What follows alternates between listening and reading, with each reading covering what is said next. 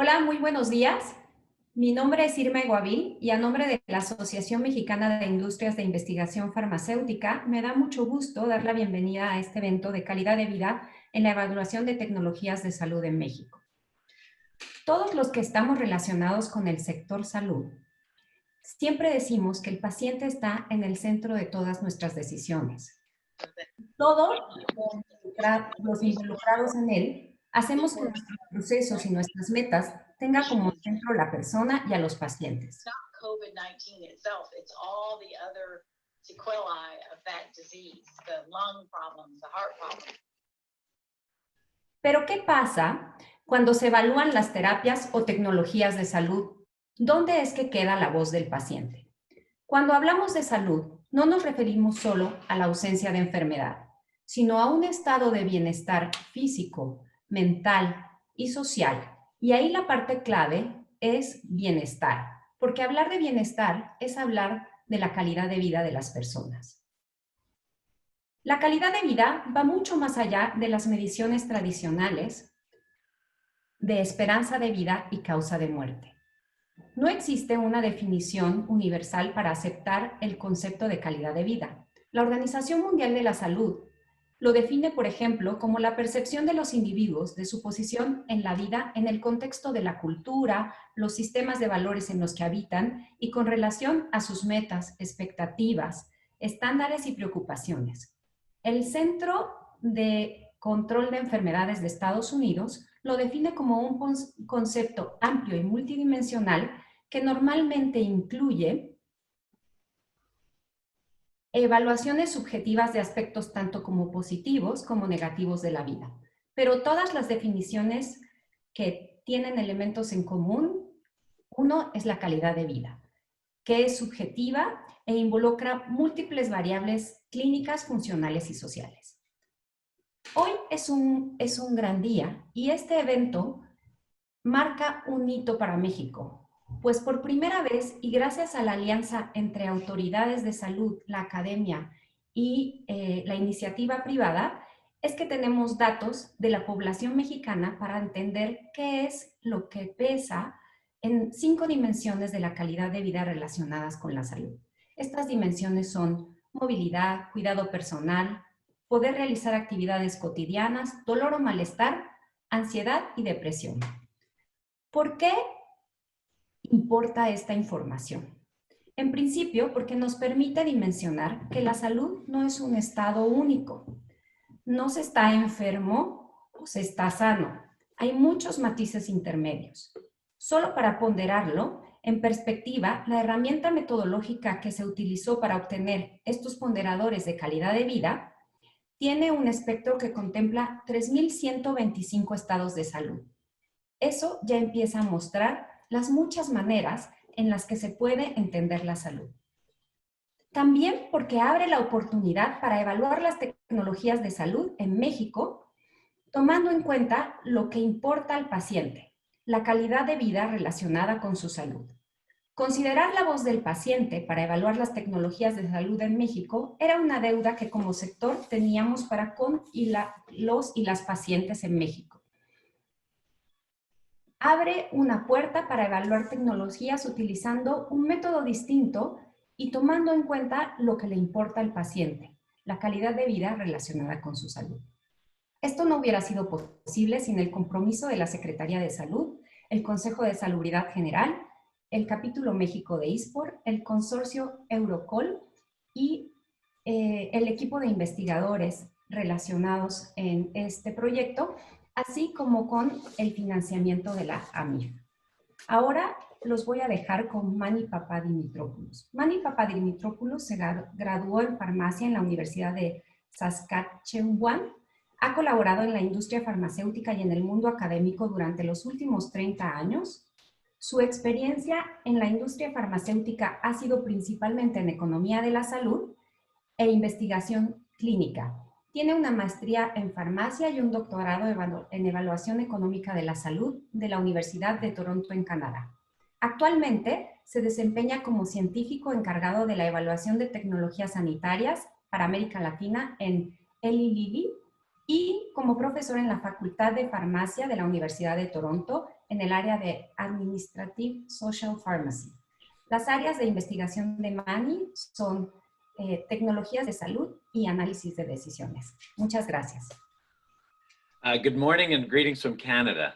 I'm Manny Papadimitriopoulos, as you know, and it's a great honor for me to be invited to make some brief remarks at this important protocolary event to mark the launch of the new EQ5D5L value set for Mexico.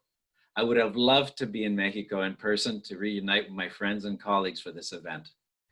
This is an important step forward in the evolution of HTA in Mexico, given the availability now of the Mexican EQ5D5L value set. This will strengthen the evidence for decision-making regarding listing of products on the formulary and to make most efficient use of resources there.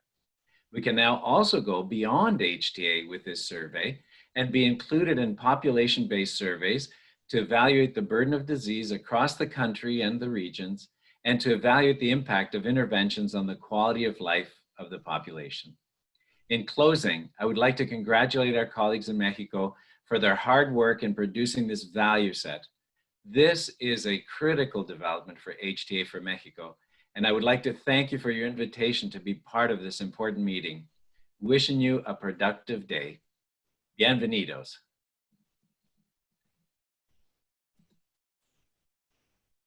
¿Qué tal? Buenos días a todos. Muchas gracias, Irma. Muchas gracias, Manny, por esas cálidas palabras de bienvenida a todos. Y bueno, pues estamos muy contentos, muy felices de estar el día de hoy, por fin, en este evento para demostrar, para enseñar cuáles han sido los resultados de este trabajo de investigación que ha llevado 3 años más o menos y que bueno, como ustedes saben, el tema de la evaluación de tecnologías en México ya tiene aproximadamente 17 años. Solo voy a enmarcar de manera muy rápida y sucinta la parte importante, la parte medular de cómo este tema de la evaluación de tecnologías ha podido ayudar a que se tomen cada vez decisiones más acertadas, utilizando desde luego el tema de la seguridad, de la eficacia, pero de la eficiencia para los recursos sanitarios y que con ello tengamos mucha más certidumbre de las cosas que se están haciendo y que también las estamos haciendo. Solo como un recordatorio, en México este tema empezó en el año 2003. Es en el mayo de 2003 cuando se hacen estas modificaciones al reglamento del Consejo de Salubridad General para el tema de la Comisión Interinstitucional de Cuadro Básico, en donde se incorpora como un requerimiento obligatorio la inclusión de un estudio de farmacoeconomía. A partir de ese año es que inicia todo este trajín de mejorar esos reglamentos y claramente de la capacitación de recursos humanos. Solo como un ejemplo, a partir del año 2005, bueno, 2003, 4 y 5, empiezan las empresas de la industria farmacéutica a abrir estas plazas, estas posiciones de gerentes de farmacoeconomía y había unas 4 o 5 personas. Hoy estamos hablando que somos más de 200 personas capacitadas para poder llevar a cabo estos estudios. A partir del año 2008, es cuando se publican las guías para poder llevar la conducción de estos estudios en el Consejo de Salubridad General, y en el año 2011 también se publica la guía para la evaluación de los insumos. Es decir, vamos viendo cada año avances, cada 2, 3 años, sobre cómo hacer una metodología más rígida, más transparente y con base en información en indicadores muy precisos. En el año 2014, se introduce dentro del Consejo de Salubridad General la figura de la Junta Técnica. Esta junta simplemente el objetivo es poder detallar con antelación ante el Comité de Medicamentos o el Comité de Insumos que corresponda cuáles son esos requerimientos metodológicos que van a hacer que nuestro estudio de farmacoeconomía sea lo suficientemente robusto para poder ser evaluado ante el Consejo. Y a partir de ese año, bueno, se empiezan a generar, se empieza a mejorar la guía de conducción de estudios de farmacoeconomía y ha ido mejorando consistentemente. Y hoy, bueno, ustedes lo han visto, es en el año 2017, donde Cristina nos va a detallar más adelante, que se empieza con toda esta iniciativa para poder llevar a cabo este estudio que hoy de calidad de los ponderadores, perdón, de calidad de vida.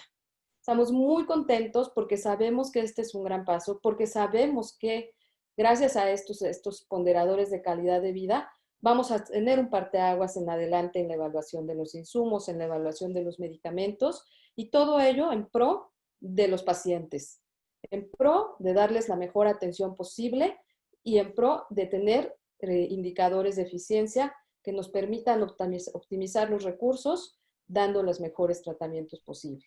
Es con ello, bueno, que voy a iniciar presentándoles a nuestros ponentes. Tenemos una mesa de lujo. Se encuentran con nosotros la doctora Pilar Pinilla, la doctora Cristina Gutiérrez, la doctora Graciela Fernández y el doctor Juan Manuel Ramos Goñi.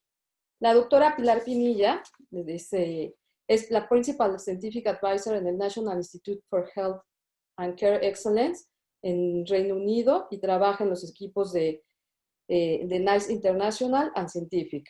Ella es responsable y lidera técnicamente los servicios internacionales del instituto, contribuyendo a la dirección estratégica y participando en diferentes servicios internacionales como seminarios, talleres y servicios de consultoría.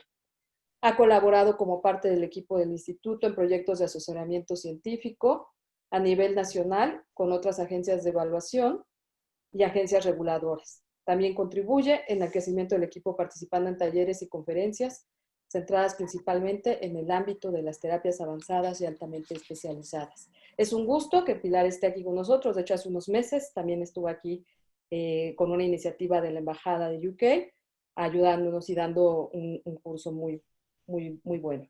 Pilar, por favor. Muchísimas gracias. Buenos días a todos. Encantada, es un placer de estar aquí con ustedes. Y a continuación, bueno, pues haré una breve exposición sobre cómo en NICE utilizamos los indicadores de calidad de vida.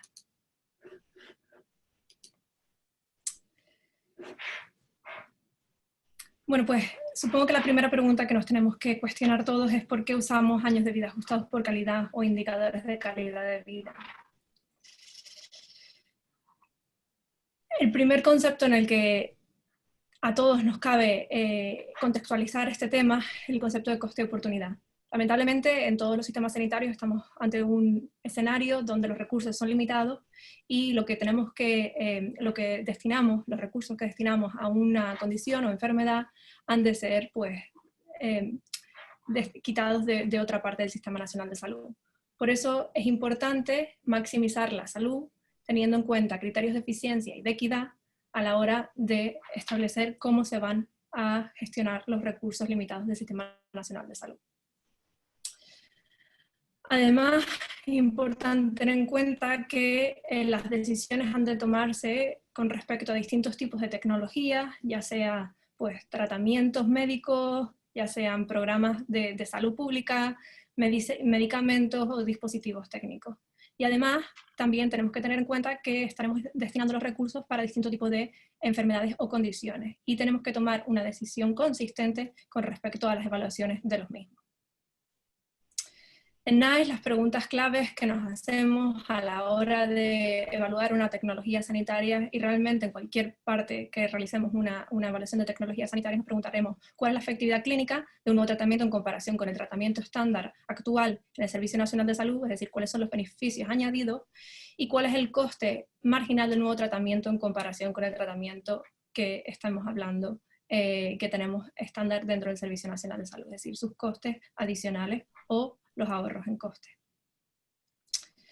Bueno, pues hoy nos estamos centrando en la parte de arriba en los criterios de eficiencia, ¿no? Y nuestra guía de métodos de tecnología Appraisal especifica un caso de referencia que nos permita tomar esas decisiones a través de distintos tipos de tecnologías y a través de distintos tipos de condiciones o enfermedades.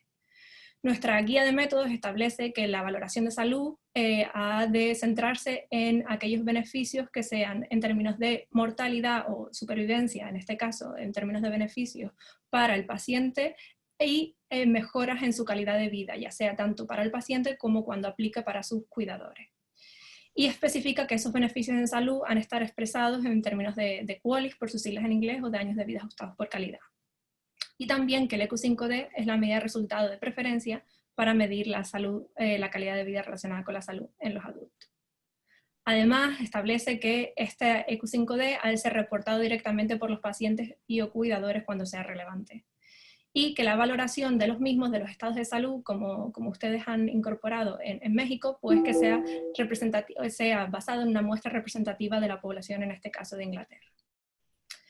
En términos de consideraciones de equidad, establecemos que en un año de vida ajustado por calidad, vale lo mismo independientemente de quién sea quien gane esa ganancia en salud, con algunas excepciones para el caso de enfermedades ultra raras o con medicamentos que extienden la vida al final de la vida del paciente. ¿Y cómo un año de vida ajustado por calidad pues, forma parte del criterio de toma de decisiones? Bueno, pues NICE tiene un umbral flexible de costo-efectividad en el que consideramos que una tecnología es probablemente costo-efectiva si su ratio costo-efectividad incremental es menor a 20.000 o 30.000 libras por cual y ganado. No obstante, cuando nos seguimos creciendo en términos del ratio costo-efectividad incremental de una tecnología, consideramos que esa tecnología es probablemente no costo efectiva o se necesita una justificación aún mucho más fuerte para recomendar esa tecnología, ya que, digamos que si recordamos el dibujo de la cama con los pacientes anteriormente en mi diapositiva, se considera que ganamos menos salud incorporando la nueva tecnología en comparación con lo que estamos ganando actualmente dentro del Servicio Nacional de Salud.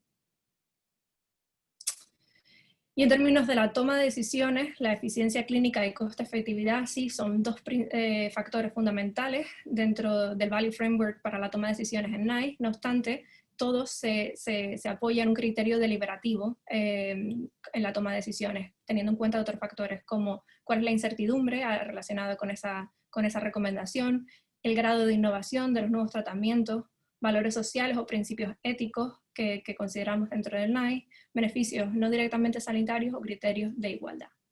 Pero, en definitiva, todas las tomas de decisiones han de ser robustas, consistentes y transparentes. Por lo tanto, es importante tener indicadores de calidad de vida que reflejen los valores sociales de la población, en este caso en el contexto mexicano, ¿no?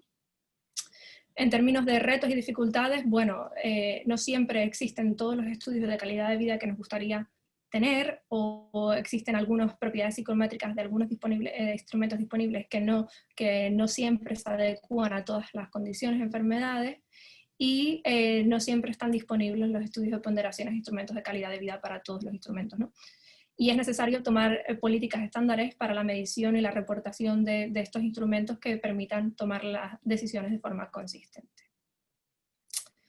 Por lo tanto, me gustaría finalizar teniendo en cuenta unos aspectos claves, como pueden ser estos conceptos de costo-efectividad basados en indicadores de calidad de vida, ¿no? Pero también acompañado por un proceso deliberativo a la toma de decisiones. Es importante tener una infraestructura de investigación para apoyar la toma de decisiones basadas en indicadores de calidad de vida o años de vida ajustados por calidad. Es importante que se invierta en tener estudios sobre tecnologías convencionales o establecidas actualmente, ¿no? Esas que se usan en la práctica clínica habitual, que serán necesarias para las evaluaciones, ya que estos tratamientos serán comparadores en un futuro. Es importante hacer una inversión en investigación sobre calidad de vida en distintas condiciones y recordar que es importante ajustar en términos de edad y sexo aquellos indicadores de calidad de vida cuando sea relevante para las evaluaciones económicas. Ustedes han incorporado pues, los indicadores de calidad de vida relacionados con la salud en estas encuestas y en este trabajo que llevan realizando y por lo tanto estarán más que familiarizados con aquellas barreras o retos que ellos suponen. Y nada, pues para finalizar, muchísimas gracias por su atención y con mucha ilusión de escuchar todos los detalles sobre el estudio realizado. Muchísimas gracias. Gracias, Pilar. Muy, muy buena la presentación. Yo creo que nos da un contexto importante de por qué la importancia de estos ponderadores de calidad de vida. Y a continuación, la doctora Cristina Gutiérrez nos va a presentar más sobre este proyecto mexicano, qué hemos logrado, qué se ha hecho. Yo creo que a Cristina la conocen todos, yo creo, los aquí presentes, pero voy a hacer una breve presentación sobre Cristina. Cristina, como ustedes saben, es doctora en matemáticas actuariales por la Universidad de Harvard de Edimburgo. Es coeditora de un libro, coautora de 3 capítulos en libros y más de 20 artículos publicados en revistas actuariales, económicas y médicas. Ha supervisado más de 30 tesis de licenciatura en ciencias actuariales y es oradora en economía de salud en varios foros nacionales e internacionales. Ha trabajado como asesora técnica en las áreas de actuaría, economía y finanzas aplicadas en el sector salud, entre las que destacan la Secretaría de Salud, el Instituto Mexicano del Seguro Social y el Colegio de México. Ha fungido como representante de México ante el Comité de Salud de la Organización para la Cooperación y Desarrollo Económico y ante el área de Economía. Actualmente forma parte de la firma DAI Europa, desempeñándose como gerente de monitoreo, investigación, evaluación y aprendizaje del Programa de Cooperación Internacional Better Health Program en México, auspiciado por el Gobierno de Reino Unido. Cristina, por favor, te cedo la palabra y gracias.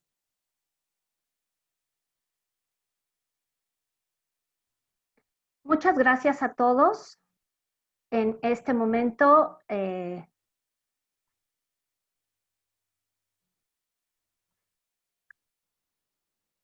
comparto con ustedes los resultados de este proyecto que, como bien nos han mencionado, tanto Rosa María como nuestros ponentes anteriores, ha sido un proyecto en el que se tiene un entorno de colaboración, tanto pública como académica y privada, y que está llegando a la culminación con los resultados que esperemos sean un parteaguas en el tema de evaluación de tecnologías sanitarias.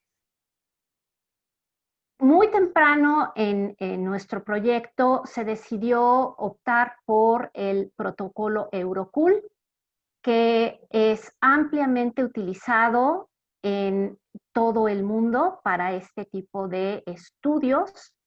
Y la primera parte de este protocolo implica el hecho de desarrollar un marco muestral para poder identificar 1,000 adultos mexicanos que tengan una representatividad nacional de la población en términos de formar parte de esta sociedad. La muestra fue desarrollada considerando diferentes grupos de edad, las regiones geográficas de nuestro país, los grupos socioeconómicos que provienen de la Asociación Mexicana de Agencias de Investigación. Obviamente también esta muestra tiene representatividad a nivel de sexo. Toda la información relacionada con este marco muestral está basado en la información proveniente del Censo de Población y Vivienda 2010, con los ajustes pertinentes provenientes del conteo de población 2015. Una vez que ya se tiene el protocolo y la muestra, las personas que fueron participantes de este proyecto contestaron un cuestionario de autopercepción del estado de su salud el día en que participaron en la encuesta. Comparto con ustedes que 380 de las 1,000 personas que participaron mencionaron que tenían una autopercepción de su estado de salud sin problemas en el sistema descriptivo, que son estas 5 preguntas que manejan dimensiones específicas de los estados de salud. Y este resultado se ve robustecido con los resultados de la escala analógica visual, que en el caso de los participantes indican que la autopercepción del estado de salud el día de la encuesta tiene un promedio de 83.2% en una escala del 0 al 100 en términos de la mejor salud que se puede tener. Una vez que se obtienen estos resultados, los participantes tuvieron la experiencia de responder sus opiniones y sus percepciones de 10 diferentes estados de salud en los que se les pide considerar la posibilidad de ceder años de salud completa o de salud plena con la finalidad de poder identificar cuál es el punto de quiebre entre el tener una salud plena y enfrentarse a un estado de salud que está definido por el propio protocolo Eurocool, en donde obviamente no tienen alternativas de tratamiento. Muy bien, una vez que estas 1000 personas respondieron estos estados de salud, la siguiente etapa tiene que ver con la consolidación, la validación y el análisis a nivel econométrico de los resultados que esta población maneja en términos de las diferentes dimensiones de la calidad de vida. Y aquí es un enorme placer para mí presentarles los resultados de este análisis. Tenemos en este caso que las 5 dimensiones que se manejan en el protocolo Eurocool incluyen movilidad, el autocuidado de la persona, el dolor o malestar, la ansiedad o la depresión y las actividades de la vida diaria. De acuerdo con todos los análisis econométricos que se llevaron a cabo y tras una discusión interna de los investigadores que participamos en el proyecto, se observa que el dolor y el malestar es la dimensión que tiene el mayor peso para la población mexicana, seguida de la dimensión de ansiedad y depresión y de las actividades de la vida diaria. Cabe destacar que en términos de un comparativo a nivel internacional, México está en medio camino entre los resultados de estudios similares que se llevaron a cabo en Uruguay y en Estados Unidos, considerando el nivel de problema a nivel extremo para las dimensiones. Yo con muchísimo placer comento que termino mi participación mencionando que los siguientes pasos que tenemos frente a nosotros en este tema es el, obviamente, poner a disposición de las autoridades esta información para que pueda ya ser utilizado dentro del proceso de inclusión de nuevos fármacos y dispositivos médicos. Y en su momento, si las autoridades de salud así lo requieren, por supuesto estamos a disposición de apoyarlos con cómo utilizar estos resultados en el análisis de indicadores de calidad en los servicios médicos y en el análisis de los niveles de discapacidad. Por mi parte, es un placer haber podido presentarles los resultados y agradezco infinitamente a todos los miembros del equipo, Rosa María, a César Cruz, a Manny Papadimitropoulou, a Nancy Devlin, a Kunal Shah y al equipo de las diferentes áreas que participaron en este proyecto. Muchas gracias. Gracias, Cris. Muy buena la presentación. Como verán, el objetivo de esta presentación es detallarles que atrás de todo este trabajo existe todo un tema de encuesta, de metodología econométrica, de varias cuestiones que nos han llevado unos casi 3 años en la preparación y que, bueno, nos dan certidumbre de que por fin nosotros los mexicanos tenemos nuestra escala de ponderadores, pues, el de calidad de vida. En ese sentido, bueno, vamos ahora a escuchar a la doctora Graciela Fernández. Es doctora de Medicina y médico intensivista egresada de la Facultad de Medicina de la Universidad de la República. Es especialista en gestión de servicios de salud, egresada del Centro Latinoamericano de Economía Humana. Graciela formó parte del grupo investigador que desarrolló el proyecto Delivering Social Values Using the Eurocool Instrument in the general population of Uruguay, es decir, ella hizo el mismo trabajo que hoy se están haciendo por parte de los mexicanos y va a compartirnos de su experiencia y cómo esto ha ido evolucionando. Doctora, por favor, Graciela. Sí. Ya estoy pronta. ¿Sí se ve la presentación? Sí. Bueno, buenos días desde Uruguay, desde Montevideo, Uruguay. Un saludo para todos y un agradecimiento a los organizadores de este evento que nos han permitido mostrar cuál fue el estudio que hicimos, la investigación que se hizo en Uruguay, que se denominó estimación de las valoraciones sociales utilizando el cuestionario EQ5 de 5L en la población general del Uruguay. Fue el primer estudio de valorización social a nivel nacional en un país de América Latina, utilizando el cuestionario del Euroqual 5D, 5L de calidad de vida relacionado a la salud.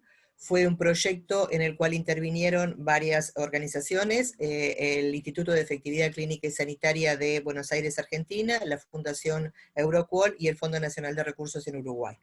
El objetivo fue identificar el valor asignado por la población del Uruguay a cada uno de los estados de salud que surgen de combinar, como ya vimos en el formulario, las 5 dimensiones, cada una con sus 5 estados, lo cual da un resultado de 3.126 estados posibles. Fue un diseño de corte transversal, que al igual que lo que nos relataron de México, fue representativo de la población y de la pirámide poblacional del país. El objetivo inicial fue, al igual que en México, reclutar 1.000 sujetos, pero en el camino tuvimos dificultades de reclutamiento y en la medida que fueron obteniéndose evaluaciones de buena calidad, se fueron haciendo análisis concurrentes y ellos arrojaron que con 800 encuestas íbamos a tener resultados consistentes y robustos, y por lo tanto el resultado final fue el análisis de 805 encuestas a personas entre 20 y 83 años. Estas encuestas fueron administradas cara a cara por entrevistadores que previamente habían tenido instancias de capacitación mediante la utilización de un software en computadoras personales que portaban los entrevistadores. Este es el formulario que ya lo hemos visto, ya se ha hablado de él. Y la escala visual analógica, lo mismo, ¿verdad? El procedimiento entonces de la encuesta, el entrevistador debidamente acreditado por el Ministerio de Salud presentaba una información escrita al encuestado sobre el motivo y utilidad de la investigación y se recababa un consentimiento informado. A continuación se realizaban preguntas sobre datos sociodemográficos de la persona y había una primera encuesta en donde se pedía que describiera la salud propia en ese momento utilizando el formulario del EQ5D5L y además que describiera su estado de salud en este momento utilizando también la escala visual analógica. Luego había ejemplos y tareas de prueba para estar seguros de que el entrevistado había captado cuál era la lógica de funcionamiento de la entrevista y cuáles eran los conceptos que debía manejar. Cabe aclarar que es una entrevista larga, que demora entre 45 o 50 minutos, donde se necesita una capacidad de concentración del entrevistado y del entrevistador muy, muy fuerte, porque son complejas las decisiones que en cada momento la persona debe tomar. Y luego había 10 tareas de time trade-off y 7 tareas de district choice. Esto fue lo que mencionó recién Cristina, estas tareas del time trade-off, donde a la persona se le presentaban opciones, ¿verdad? El ejemplo siempre era de un mal estado de salud, el que se utilizó acá, vivir permanentemente en una silla de ruedas, y ahí la persona tenía que ir haciendo una valoración de intercambio temporal en cuanto a qué valor le daba a ese estado de mala salud en términos de cuánto aceptaba sacrificar de su vida en buena salud para no vivir en ese estado. Esas eran las distintas pantallas por las cuales el entrevistador hacía ir transitando al entrevistado hasta lograr ver cuál era ese time trade-off al cual estaba dispuesto la persona entrevistada. Y luego las preguntas sobre discrete choice, en las cuales se le presentaba al entrevistado dos estados de salud posibles, siempre vinculados obviamente al formulario del Euroqol, en donde el entrevistado debía optar por una de ellas dos, cuál era la preferencia para cada caso, para cada par de situaciones presentadas. Se incluyeron, como les decíamos entonces, un total de 805 sujetos entre 20 y 83 años, el 55% eran del sexo femenino. La mayoría de las encuestas se realizaron en la capital, en Montevideo y en el área metropolitana, y alrededor de un 15% en el interior del país. La muestra final, con entrevistas de buena calidad, resultó adecuada para el análisis, aunque no se alcanzó el tamaño muestral planificado de inicio del protocolo. Hubo respuestas de District Choice que mostraron resultados inconsistentes en algunos niveles muy cercanos, entre ellos de severidad, situación que ya había sido registrada en otros estudios realizados previamente y que requieren ajustes de futuro. Y se excluyeron algunas encuestas de personas que evaluaron consistentemente como mejores estados de salud. Esto matemáticamente demostró un coeficiente de regresión negativo y conceptualmente traducía que la persona en realidad no estaba entendiendo el concepto o de la consigna que se le estaba pidiendo que resolviera. Perdón. Este es el resultado que dio la ubicación del estado de salud de acuerdo a la escala visual analógica, que claramente va descendiendo con el aumento de la edad, pero que en términos de utilidad para aún la peor situación marcó por encima de 0,70 de utilidad, digamos. O sea, se tomó eso como que en realidad la percepción de la población era razonablemente buena en ese momento. Y esta es la tabla que se obtuvo, en donde para cada uno de los estados de salud, de los 3.120 y pico que resultan de la combinación de los elementos del formulario, se obtiene un valor de utilidad para cada uno de esos estados de salud. Y lo que hicimos después fue, porque a ver, una de las cosas que subyace atrás de todo esto es que las utilidades o cómo valora cada población su estado de salud depende de cuestiones que le son intrínsecas a esa población, ¿verdad? Cuestiones culturales, religiosas, históricas, etc. Entonces nos propusimos ver para estados de salud determinados cuál era una situación comparativa entre las utilidades en todos los países que se habían hecho estudios similares hasta ese momento.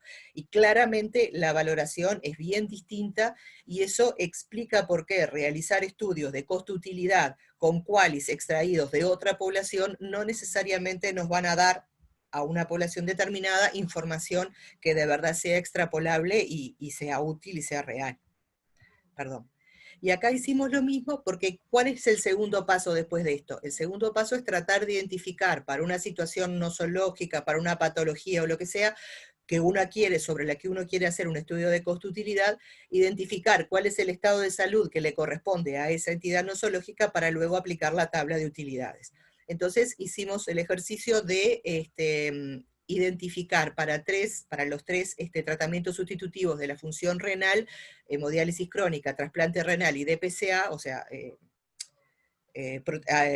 diálisis peritoneal, cuál era el estado de salud que le correspondía de acuerdo a una encuesta que se realizó a los médicos nefrólogos tratantes de estos pacientes, y una vez que tuvimos los estados de salud, aplicar la misma tabla de utilidades que la nuestra y la que tenían los otros países que recién mostrábamos que habían realizado estudios similares. Y ahí de nuevo se objetiva la diferencia en los distintos países de las utilidades que le corresponden a cada uno de esos estados de salud, con lo cual se afirma la necesidad de que cada población, cada sociedad tenga su propia tabla de estimación de valoración de esa sociedad, de los estados de salud, para poder ir a resultados más exactos cuando uno vaya con estos valores a realizar estudios de costo-utilidad.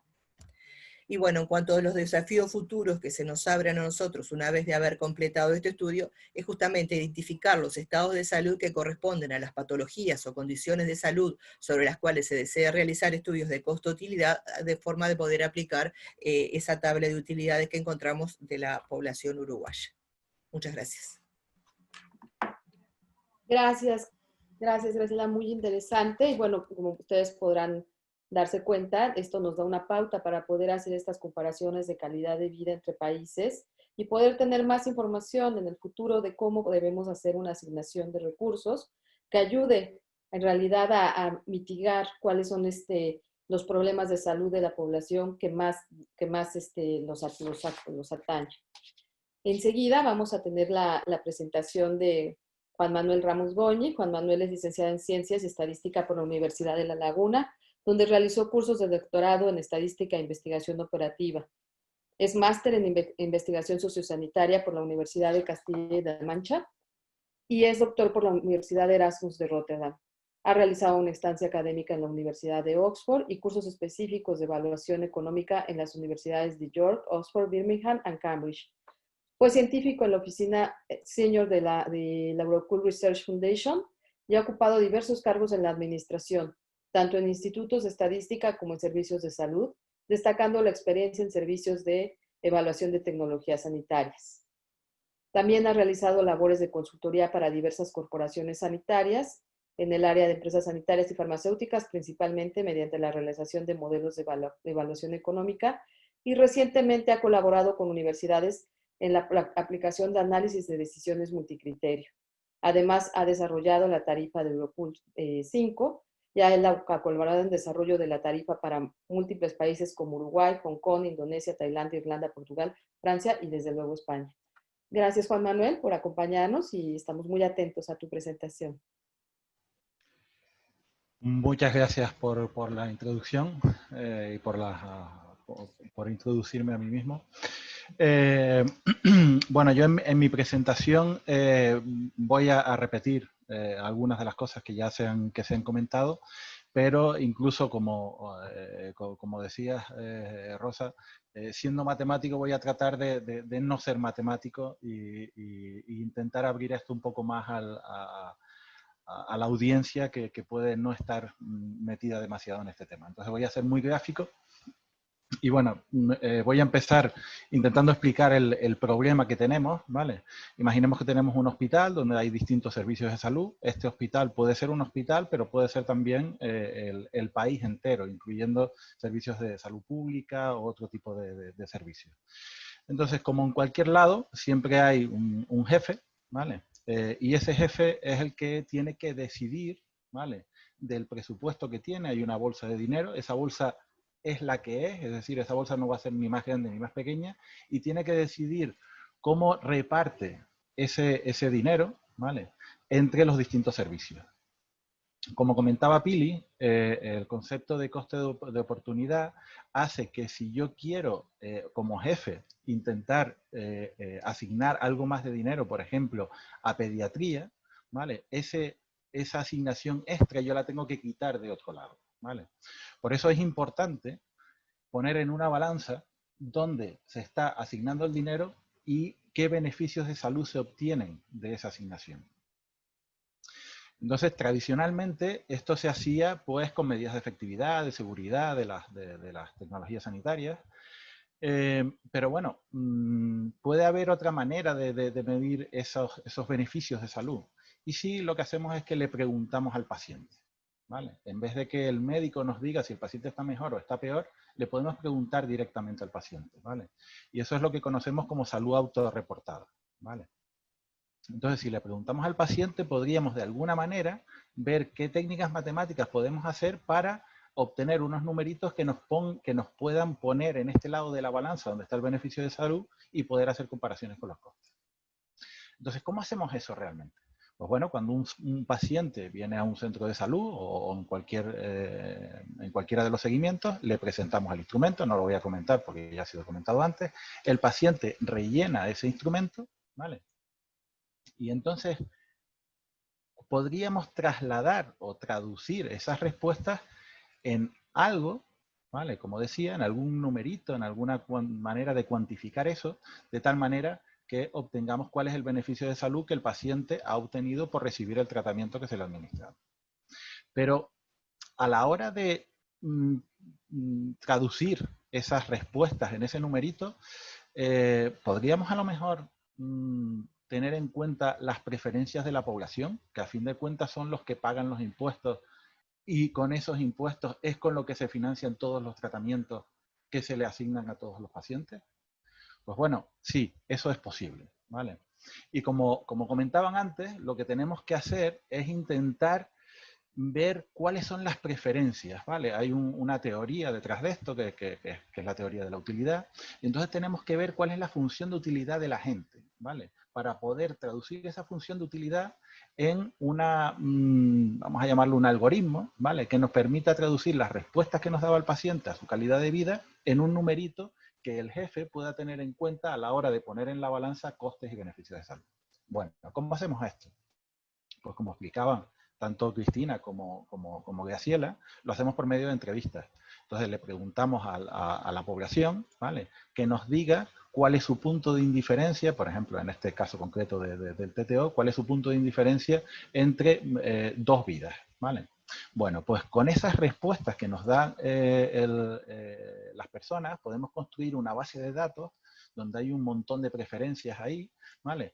Con eso aplicamos, siendo matemática no me puedo resistir a poner una fórmula, aplicamos algunas fórmulas matemáticas, ¿vale?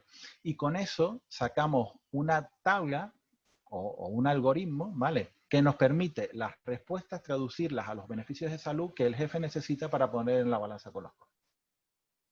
¿Vale? Entonces, llegados a este punto, bueno, esto es lo que han hecho en México recientemente, y es lo que nos acaba de presentar Cristina. Bueno, ¿esto se ha hecho en México solo? No, no se ha hecho en México solo, se ha hecho en un montón de países, ¿vale? De hecho, todavía se sigue haciendo en cada vez más países, ¿vale? Y, bueno, entonces podría surgirnos la pregunta, ¿por qué hace cada país un estudio y no hacemos uno conjunto para todos los países? Bueno, en esto podemos tener la respuesta, ¿vale? En esta gráfica simplemente he cogido los niveles 5, ¿vale?, de las tarifas de Alemania, España, Indonesia e Irlanda, ¿vale? Y las he puesto para comparar a ver si las preferencias serían iguales entre países. Pues vemos claramente que, por ejemplo, en Indonesia, ¿vale?, le dan mucho mayor importancia, ¿vale?, a la movilidad que prácticamente cualquier otro país, ¿vale? Bueno, que cualquier otro país. Donde a lo mejor en Alemania claramente la importancia que le da Indonesia a la movilidad se la da Alemania al dolor. Cuando Indonesia, el dolor, pues no les parece tan importante como les puede parecer incluso las actividades usuales y la movilidad. Bueno, esto al principio nos sorprendía, ¿vale? Pero después preguntándoles, bueno, Indonesia es un país donde la financiación no es universal, como puede ser en la mayoría de los países de Europa. Y entonces, las familias, esto pasa tanto en Indonesia como en Hong Kong, como en China, ellos se preocupan mucho de poder trabajar. Si no pueden trabajar, ¿vale?, no, la familia no recibe income, ¿no? Y entonces se convierten en una carga para la familia. Por eso para ellos es tan importante la movilidad y las actividades usuales y no tanto el dolor o la ansiedad o depresión. Como vemos en Irlanda, por ejemplo, le dan mucho peso tanto al dolor como a la ansiedad o depresión, ¿vale? Incluso estas preferencias pueden cambiar a lo largo del tiempo, ¿vale? Bueno, yo en mi tesis, una de las conclusiones finales que yo hacía era que se debería en cada país repetir estos estudios a lo largo del tiempo, ¿vale? A lo mejor 10 años, ¿vale? Pues no sería una mala medida. Y ya para acabar, ¿vale? Si en un mismo país repetimos el estudio a los 10 años y todavía las preferencias se siguen manteniendo, entonces es que las políticas sanitarias que se han intentado aplicar para corregir los problemas de salud que habían no han sido del todo efectivas, ¿vale? Si vemos, por ejemplo, que en Indonesia ahora tienen mucho más importancia para la movilidad y hacen políticas sanitarias para prevenir esos problemas de movilidad, probablemente aquello ya no sea tan importante y reasignen esa importancia a cualquiera otra de las dimensiones, ¿vale? Eso lo hemos visto, por ejemplo, en España, con la movilidad, cuando se hizo la tarifa previa en 1900, bueno, no, en 2000, ¿vale? Y unos 15 años más tarde hemos repetido el estudio, que fue el que yo hice recientemente, ¿vale? Y ahora ya la dimensión más importante es dolor o malestar, cuando antes era movilidad, ¿vale? Y ya con esto, gracias por la atención, espero haber estado dentro del tiempo. Muchas gracias, Juan Manuel. Muy, muy ilustrativa tu presentación. Nos da gran idea de estas diferencias de ponderadores de calidad de vida entre países y que desde luego esto va muy de la mano, como bien mencionas, de las políticas de salud pública que se están encaminando en cada uno de los países.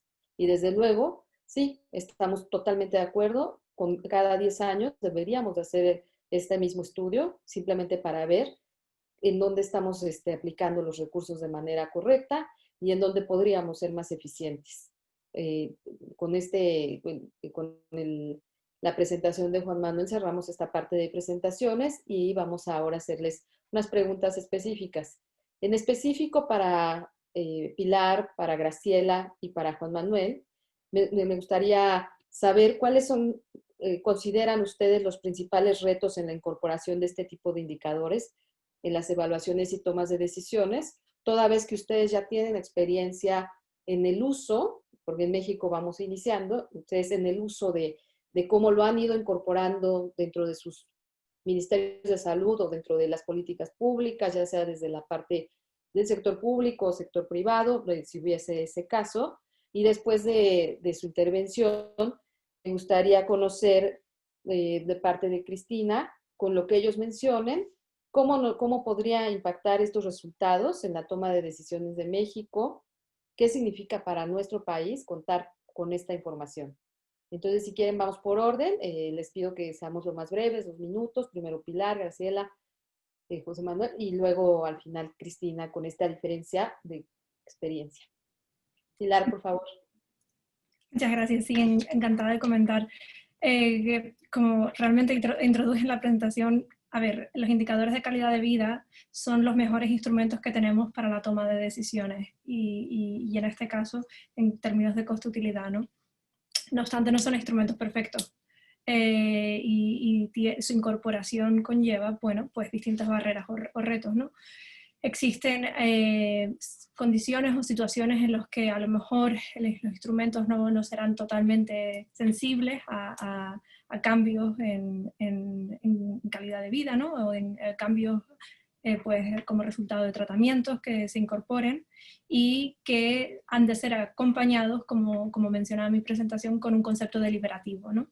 No solamente nos tenemos que centrar en el indicador en sí, en el número que obtengamos del indicador de calidad de vida, es el aspecto fundamental para poder tomar una decisión, pero no lo tenemos que mirar solamente en aislamiento, sino tenemos que complementarlo con una toma de decisiones deliberativa, teniendo en cuenta otros factores, como puede ser, bueno, pues la experiencia de pacientes que podamos obtener directamente por su testimonio, pues otros aspectos como puede ser el nivel innovador de una nueva tecnología, etc. Es decir, existen situaciones en las que tenemos que tener en cuenta esos retos y, bueno, pues tener en cuenta esos aspectos para la toma de decisiones. Gracias, Pilar. Graciela, por favor. Sí, yo pensaba justamente en eso que decía Pilar ahora con respecto a que como todas las cosas no es mágico ni sirve para todo, ¿verdad? Una de los problemas que tenemos acá es el tema de la población pediátrica. Todos estos estudios han sido realizados en población adulta, ¿verdad? Entonces, bueno, ahí hay un deber en el cual habría que trabajar mucho y, bueno, ver capaz de combinar métodos, en fin, pero ahí hay un margen para colaborar. El otro tema es lo que se hablaba de la vigencia, por así decirlo, de estos resultados en una misma población, pero yo incluso iría un poco más lejos. Probablemente en Uruguay, que somos 3,5 millones de personas, en una geografía plana donde ya no hay poblaciones diferentes, esto no aplique, pero de repente en países más grandes, con poblaciones indígenas, con poblaciones que son bien diferentes, capaz que también ahí hay que hacer algún ajuste porque pasar una tabla rasa y decir que esto sirva para toda la población de un país, capaz que también ahí hay pequeños ajustes que haya que hacer. Y el otro tema es lo que manifestábamos de que una vez que uno tiene la tabla de utilidades para los diferentes estados de salud, luego hay que profundizar un poco más cuando uno va a hacer una evaluación económica en concreto sobre un tema a aplicar sobre una patología, bueno, identificar cuál es el estado de salud que le corresponde a esa patología para luego aplicarle la tabla de utilidades. Que eso en los trabajos en general nunca viene mencionado, siempre habla la utilidad para tal situación es X y uno no sabe a qué le corresponde esa utilidad o de dónde saca o cuál es el estado de salud que uno está, o sea, que ese trabajo te está mostrando. Y bueno, me parece que ahí también hay un poco de trabajo para hacer una vez que uno hace este trabajo que es enorme, de verdad, es muy complejo, pero bueno, todavía quedan más pasos por dar para poder aplicar. Muchas Bueno, gracias, Graciela, sí tienes toda la razón. José, bueno, por favor. Perdón, me adelanté. Bueno, una pequeña nota con lo que mencionaba Gabriela, con lo de las poblaciones infantiles. En el grupo Euroqual estamos hoy en día muy activos en generar los value sets para el instrumento para niños que tiene el Euroqual, ¿no? Que se llama el XFDUY. De hecho, bueno, ya hay varios estudios que han recogido los datos, incluyendo España, y estamos ya prácticamente en fase de publicación. Adicionalmente a esto, yo creo que es algo que hay que comentar. En los primeros estudios que hicimos con el 5L, ¿vale? De hecho, España fue donde primero se recogió los datos, fuimos la cobaya de todo este gran experimento. Bueno, pues tuvimos, como en todo prototipo, siempre hay algún problema, ¿no? Bueno, y examinando esos problemas y tal, nos dimos cuenta pues de que había que hacerle un control de calidad a los entrevistadores, que había que extender un poco más la metodología, que había que poner algún ejemplo más adicional a los que incluíamos al principio, etcétera, etcétera. Entonces, este protocolo que han utilizado en México ya incluía todas esas modificaciones, ¿vale? Y salvaba esos problemas que tuvimos nosotros inicialmente, ¿vale? Por lo tanto, los problemas que pueden haber surgido en otros países para tomar inicialmente este value set de 5 niveles y para aplicarlo directamente a la toma de decisiones, dados los problemas estos que surgieron al principio, hay que mencionar y dejar claro que México no tiene ese problema, ¿vale? Porque ya existía una metodología que solucionaba esos problemas y bueno, no tiene por qué haber reticencia ninguna porque el estudio en México, la calidad es excelente, ¿vale? Y yo creo que es algo que hay que mencionar y hay que felicitar al equipo por haber acometido un estudio como este con la calidad que se ha acometido. Muchas gracias, Juan Manuel. Sí, como bien mencionas, en este inicio tuvimos la suerte de poder tener esta herramienta a la vanguardia y sí, eso nos va a dar mucha más información y como bien dices, ahora sí es la lección aprendida, nos salvamos de los problemas que en su caso España tuvo al inicio y hacer estos ajustes y bueno, lo bueno es que ustedes ya están ya lo solucionaron, pero bueno, nosotros partimos de una base mucho mejor construida de la herramienta de Europool. Con base en ello, yo les voy a poner un escenario. Bueno, Cris, perdón. Cris. Muy rápidamente, la verdad es que a los tres, Pilar, Graciela y Juan Manuel, muchas gracias por sus comentarios. En realidad, los retos que nosotros vamos a enfrentar en México, ahora que ya contamos con los valores sociales, tienen que ver con el hecho de hacer el uso de esta información dentro del proceso de toma de decisiones. Sabemos que hay una gran oportunidad ahí y un gran interés por parte de la autoridad sanitaria encargada de los procesos de inclusión. Eso nos puede ayudar a que se facilite su uso. Y por supuesto que el reto en los siguientes meses es obviamente también permitir que las diferentes empresas innovadoras puedan incorporar la información dentro de sus ensayos clínicos para que los resultados que en un momento presenten a la autoridad sanitaria vengan con esta información que pues es muy valiosa, ya que representa cuáles son las preferencias de nuestra población mexicana. Eso es. Gracias, Cris.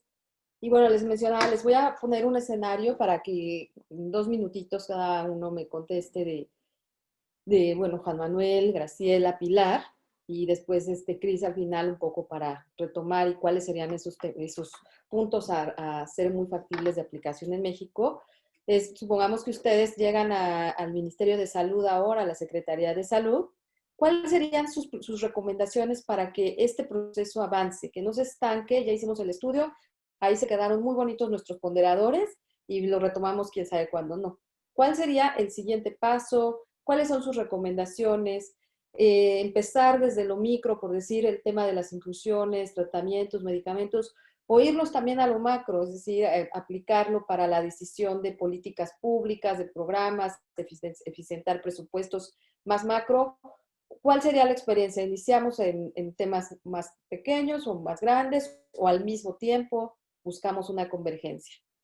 No sé si quieren contestar primero Graciela, Pilar y luego Juan Manuel, un poco para variar, y con los puntos que ellos enmarquen, Cris, si tú nos dices qué es lo que tú ves muy factible que podamos hacer ahorita ya en el corto, en el mediano y en el largo plazo para México.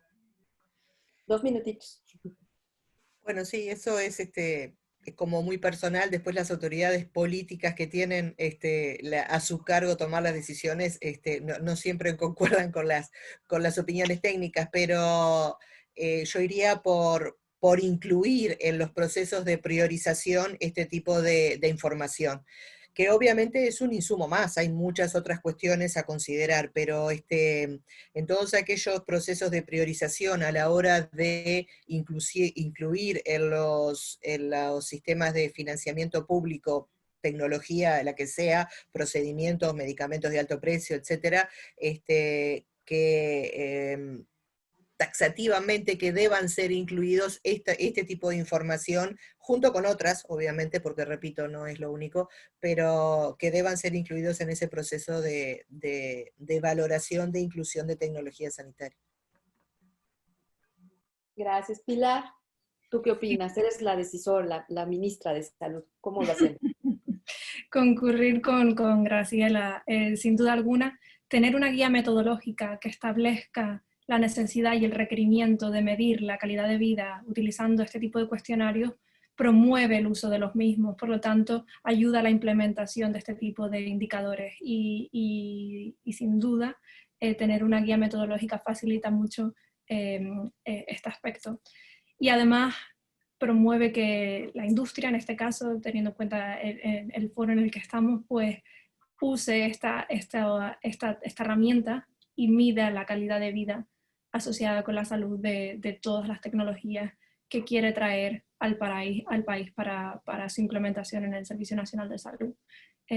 Por lo tanto, yo creo que es una cuestión de promover su uso y pues requerirlo en cuanto a materia de metodología.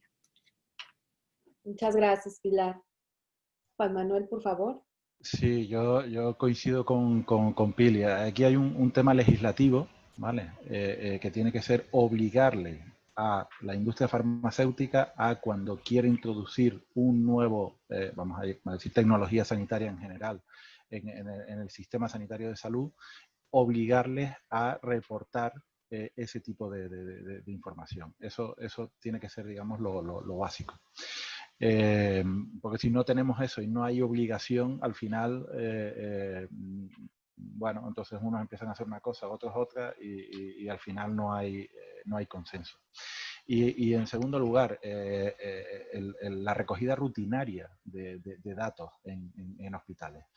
Yo no sé hasta qué punto los sistemas hospitalarios o incluso en centros de salud están digitalizados en México.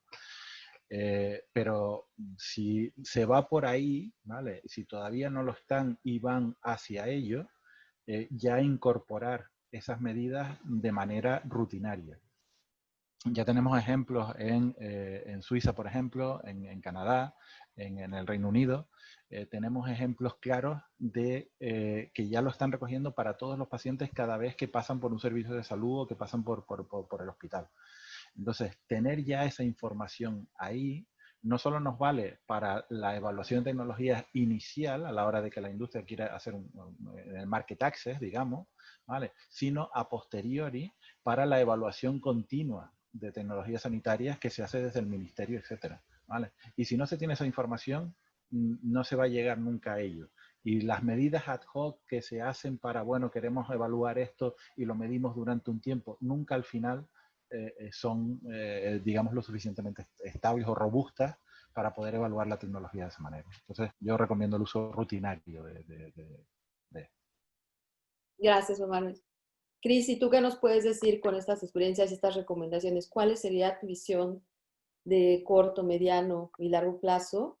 De manera así muy breve, 2 minutos, y Muy bien. consideremos que sí, que hay apertura. Muy bien, perfecto. Pues muchas gracias. Efectivamente, en términos de los retos de corto plazo, considero que esa introducción y uso de los valores sociales en las evaluaciones económicas es algo que puede ser muy factible, dado que ya la guía para la conducción de estudios de evaluación económica existe. Y en su momento, la autoridad sanitaria, en este caso Consejo de Salubridad General, lo único que tal vez necesitaría hacer es reforzar un poco el hecho de que a partir de que ya están disponibles estos valores sociales, el análisis costo-utilidad sea la evaluación económica preferente sobre el análisis costo-efectividad o el costo-beneficio. Eso es en el corto plazo. En el mediano plazo, sí, efectivamente, Juan Manuel, yo coincido contigo. El camino al cual ir es hacer el levantamiento rutinario de este tipo de información.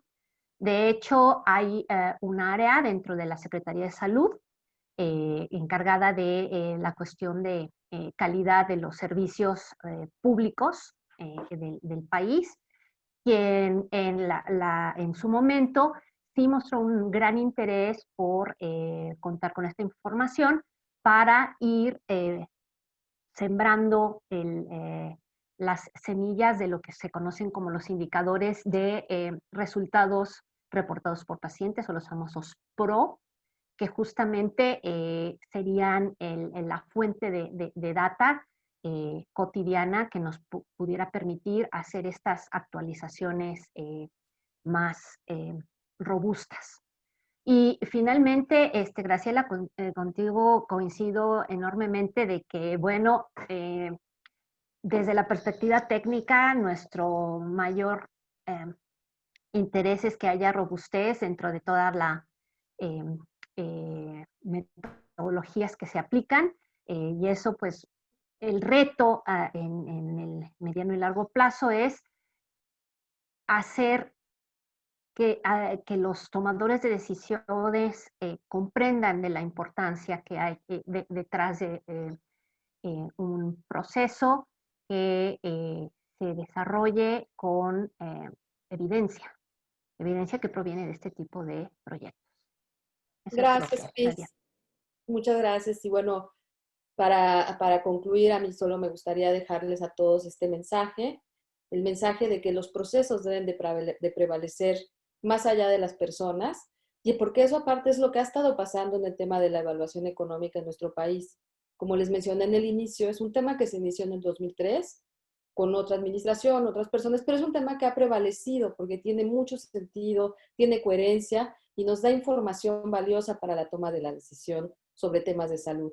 El Consejo de Salubridad General ha sido pilar importante porque ahí es donde se gestó el inicio de todo este tema y donde se han ido gestando las diferentes iniciativas. Y hoy esta iniciativa fue una iniciativa que salió de la Secretaría de Salud con el Consejo de Salubridad General, pero que se logró gracias al apoyo y a la vinculación y convergencia de intereses entre los pacientes de la industria farmacéutica. Nosotros, bueno, hablo en este caso por el doctor César Cruz, por la doctora Cristina Gutiérrez y por el mío propio, estamos muy agradecidos con toda la comunidad de salud, con toda la comunidad académica, la comunidad de la industria y la comunidad gubernamental por el apoyo que le han dado a este proyecto, que ustedes han visto, trascendió más allá de las administraciones políticas, como menciona Graciela, y esperamos que siga siendo de esa manera. Nosotros estamos muy contentos y esperamos ya la publicación muy pronto, ya está sometida, ya está en la revisión en el journal y vamos a tener esta información muy, muy pronto. Agradecerles a todos el que se hayan conectado y bueno, que sigan aquí conectados porque viene un panel también muy interesante, un panel donde muchos de los decisores que van a platicar ahí nos van a hablar ya no tanto de la teoría, de cómo salió, si nos sirve o no, sino de cómo puede ser aplicable esta información. Agradezco en nombre de todos, a mí, y al capítulo IS por México, desde luego, y al Consejo de Salubridad General, el que nos hayan permitido tener este primer panel y seguimos con el siguiente. Muchísimas gracias.